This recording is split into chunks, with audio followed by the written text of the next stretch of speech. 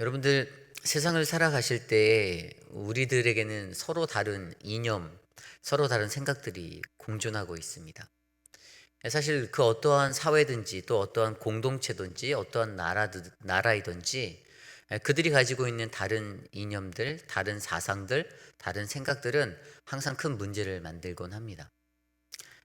좌판이 우판이라고 설명하는 정치적인 그러한 모습 속에서도 그들이 갖고 있는 그러한 문제는 서로 다른 이념입니다.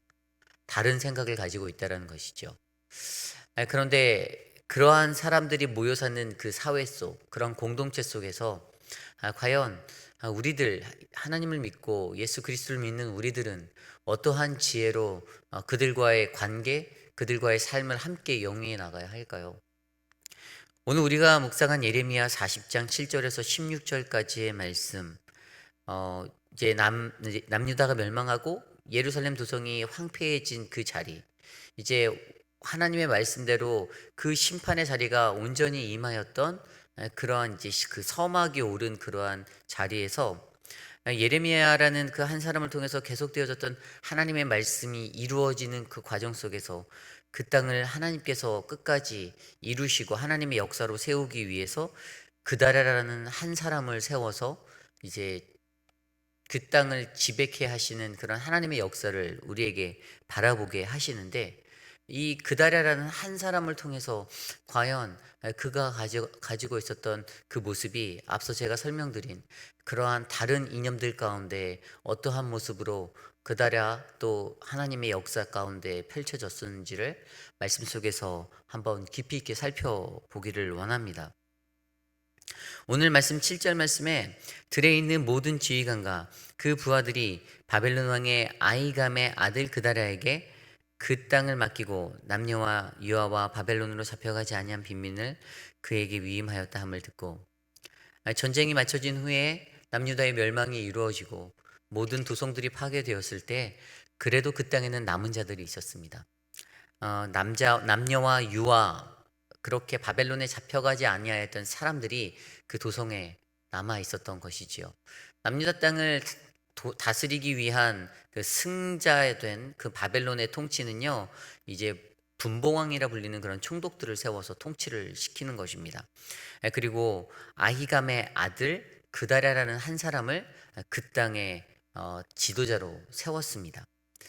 우리가 알 수 있는 정보에 오면 7절 말씀에 아이감의 아들 그다랴라는 사실을 통해서 그다랴가 누구인지를 유추해 볼 수가 있습니다. 특별히 여기에 보면 아이감이라는 그러한 아버지의 이름이 나오죠. 그다랴의 아버지 아이감. 아이감은 누구였을까요? 예레미야 26장에 보면요, 사람들에게 이제 사람들이 예레미야를 죽이자고 이렇게 나오는 그런 장면들이 나옵니다. 그때 예레미야 26장 24절에 보면 사반의 아들 아이감의 손에 예레미야를 도와주어 그를 백성의 손에 내어주지 아니하여 죽이지 못하게 하니라라고 나와 있습니다. 요시야 왕 때에 고위 관직을 맡았던 한 사람이 바로 그의 아버지 사반의 아들 아히감이었습니다. 그는 그 어려운 시국 속에서, 그 혼란한 시국 속에서 하나님의 말씀을 온전히 선언하는 그 한 사람 예레미야를 분별하여 부었던 영적 능력이 있었던 사람이었습니다. 그의 분별력으로 말미암아 예레미야는 생명을 건질 수 있는 은혜를 입게 되었던 것이 역사 속의 기록입니다. 그것이 바로 예레미야 26장에 나와 있었던 이야기입니다. 그러한 아버지를 둔 아이감이라는 아버지를 둔 한 사람 그다랴라는 그 사람이 드디어 지도자로, 남유다의 통치를 할 수 있는 지도자로 부르심을 받게 되었습니다. 그렇게 한 사람이 세워졌을 때 어떠한 일들이 남유다 땅에 펼쳐질까요? 8절 말씀에 보면 그들 곧 느다냐의 아들 이스마엘과 가랴의 두 아들 요하난과 요나단과 단 후мет의 아들 스라야와 느도밧 사람 에베의 아들들과 그다음에 마가 사람의 아들 여사냐와 그들의 사람들이 미스바라 가서 그들에게 이르니, 사람들이 그들에게 모이기 시작합니다. 흩어졌던 패잔병들, 전쟁에서 지게 되고 도망하였던 그런 자들이, 흩어져 있던 사람들이, 각 처소에 있던 사람들이 그다랴에게로 이렇게 집중되어서 모여지고 있는 그러한 응집되어지는 그러한 모습들이 나오고 있습니다. 수많은 정치적 군사적인 어떤 자리에 있었던 사람들이었어요. 그들이 흩어졌었습니다. 근데 그들이 다시금 그다랴에게 모이는 장면이 바로 8절의 말씀입니다. 그때 이 그다라는 사람이 그 모여 있는 사람들 그리고 자신이 직면한 사람들 앞에서 천명하는 한 가지 자신의 정책이 있습니다. 9절 말씀입니다. 사반의 손자 아이감이 아들 그다랴가 그들과 그들의 사람에게 맹세하여 이르되 너희는 갈대아 사람을 섬기기를 두려워하지 말고 이 땅에 살면서 바벨론의 왕을 섬기라. 그리하면 너희에게 유익하리라. 그리고 또한 10절 말씀에도 보라 나는 미스바에 살면서 우리에게 오는 갈대아 사람을 섬기리니 너희는 포도주와 여름 과일과 기름을 모아 그릇에 저장하고 너희가 얻은 성읍에 살리라 하니 그가 주장한 한 가지는 바로 친바벨론 정책이었습니다. 바벨론 땅을 섬기라. 그들의 왕을 섬기라. 그 너희가 사는 그 땅에 거하라. 이렇게 선명합니다. 그리고 그것이 너희들에게 유익할 것이다라는 것이죠. 그가 선택한 친바벨론 정책은 예루살렘 성이 멸망하기 전에 예레미야가 그렇게 외쳐댔던 하나님의 메시지와 동일한 것이었습니다. 아마도 그가 하나님에 대한 어떤 그러한 마음들, 그 뜻, 의중들을 정확히 잘 알고 있었을 것이다라고 그렇게 믿게 되는 부분이죠. 결국에는 그렇게 멸망한 남유다 땅, 그 도성에서 그가 다스릴 때는 그는 하나님의 뜻에 맞게 친바벨론 정책을 통하여서 그렇게 살고자 선언하고 나아갑니다.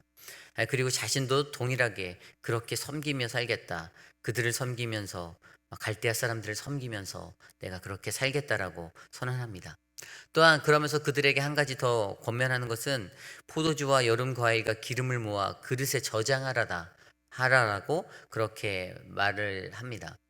그 갖가지 과일 어떤 과실들 그러한 모든 것들 기름들 그런 것들을 모아서 그들이 저장하니 그들의 망가졌던 삶들이 금세 다시 회복되고 다시 번영을 누릴 수 있는 어떤 평화가 그들에게 금방 찾아오게 되었습니다. 그것을 바로 12절 말씀에는 맨 마지막 12절 마지막 절에 그다랴에게 이르러 포도주와 여름 과일을 심히 많이 모았으니라라는 말씀으로 그렇게 보여주고 계십니다. 그들의 삶이 이전과는 다른 그 전쟁이 막 끝나고 황폐해져가는 그러한 황폐해졌던 그 도시의 삶과는 달리 다시금 회복할 수 있는 그런 사람들이 살 수 있는 그런 온전한 땅으로 회복되어져 가고 있었다라는 것을 오늘 말씀을 통해서 우리는 알 수 있습니다. 분명히 하나님께서 그다랴라는 한 사람을 사용하시는 것이 확실하였던 것 같습니다. 그래서 무너져 갔던 예루살렘 도성들이 다시 사람들이 움직일 수 있는, 사람들이 거주할 수 있는 그러한 땅의 은혜가 그들에게 있었던 것입니다. 그런데 그 후에 또 다른 이야기가 한 가지 펼쳐집니다. 13절 이후의 말씀에 보면 그때 동일하게 그들에게 왕에게 찾아왔던 사람 중에 요하난이라는 사람이 그다랴에게 다시 찾아옵니다. 13절 말씀입니다. 가랴의 아들 요하난과 들에 있던 모든 군 지휘관들이 미스바에 사는 그다랴에게 이르러 14절에 그에게 이르되 암몬 자손의 왕 바알리스가 내 생명을 빼앗으려 하여 느다냐의 아들 이스마엘을 보낸 줄을 내가 아느냐 하되 아이감의 아들 그다랴가 믿지 아니한지라라고 설명하고 있습니다. 아까 제가 8절 말씀에 설명드렸듯이 그다랴가 그 땅에 총독으로 위임받았다는 소식을 듣고 사람들이 몰려왔을 때에 이스마엘이라는 그러한 사람 그리고 아까 좀 전에 우리가 말씀에서 본 요하난과 요나단 그러한 사람들이 동시에 몰려들었습니다. 그다랴에게 찾아왔던 그 많은 사람들 중에서도 한 가지 정확한 것은 다른 생각과 다른 이념을 갖고 있는 사람들이 분명히 공존하고 있었다라는 것들을 우리는 인지할 수가 있습니다. 왜냐하면 오늘 이 13절 말씀에서 요하나는 무언가를 눈치챘기에 그다랴 앞에 와서 그다랴에게 이르기를 이스마엘이 너를 암살할 거야. 이스마엘은 암몬 자손의 명령을 받는 사람이야라고 그렇게 설명해 주고 있다라는 것입니다. 그리고 15절 말씀에 가면 비밀리에 그다랴에게 말을 하여서 사람들이 모르게 내가 가서 그 사람을 죽이겠다라고까지 이야기합니다. 그러자 그것에 대한 그다랴의 반응은 어떻습니까? 16절에 그러나 아이감의 아들 그다랴가 가랴의 아들 요하난에게 이르되 내가 이 일을 행하지 말 것이니라. 내가 이스마엘에 대하여 한 말은 진정이 아니니라 하니라. 마지막까지 이스마엘이라는 한 사람에 대한 아주 두터운 신뢰를 보내고 오히려 그렇게 말하는 요한안의 것들이 잘못되었다라고 지적하는 그러한 그다랴의 모습을 바라볼 수가 있습니다. 분명 요하나는 이스마엘이 계획하고 있는 무언가를 알았던 것 같습니다. 그리고 실제적으로 내일 말씀 41장에 넘어가면 그다랴가 정말로 이스마엘 앞에서 죽게 되는 그러한 상황이 발생하게 됩니다. 요하난이 감지한 그러한 것들을 그다랴에게 말했을 때 그다랴는 단순히 자신이 가지고 있는 이스마엘과의 친분 그리고 그 관계 속에서 그를 신뢰하고 믿었기에 자신의 앞날에 펼쳐지게 될 죽음이라는 자리를 피할 수가 없게 되었다라는 것입니다. 하나님이 요하난을 통해서 그가 살 길, 그다랴가 살 수 있는 길, 그다랴가 다시 그 나라를 견고히 세워갈 수 있는 통치를 할 수 있는 그러한 길들을 열어주시고자 하였는데 어찌 보면 하나님이 주시고자 하는 그러한 것들을 그가 거절하여 버렸던 것으로 우리는 이해할 수가 있는 것입니다. 여기에서 그다랴의 문제가 무엇입니까? 그다랴는 사람을 너무나도 잘 믿었습니다. 이스마엘이라는 한 사람을 잘 믿었습니다. 내일 말씀 41장 1절에 보면 이스마엘은 왕의 사람, 왕의 가문의 사람이라고 설명되어져 있습니다. 여기에서 우리가 알 수 있는 것은 이스마엘은 분명히 다른 마음을 가지고 있었다라는 것들을 생각해 볼 수 있습니다. 친바벨론 정책을 내세웠던 그다랴, 그런데 남유다의 왕가의 사람으로서 뿌리내리고 있었던 이스마엘, 그는 분명히 친바벨론 정책이라는 것을 반가워하지 않았을 것이다 라는 사실입니다. 그러기에 암몬이라는 이전에 바벨론과 함께 동맹에서 싸웠던 암몬이라는 사람들의 이야기를 듣고 그들의 말을 들어 다시 한번 이 나라를 전복시키고 바벨론으로부터 벗어나려는 그러한 생각들을 도모했었을 것이라는 것이 바로 이스마엘에 대한 모습입니다.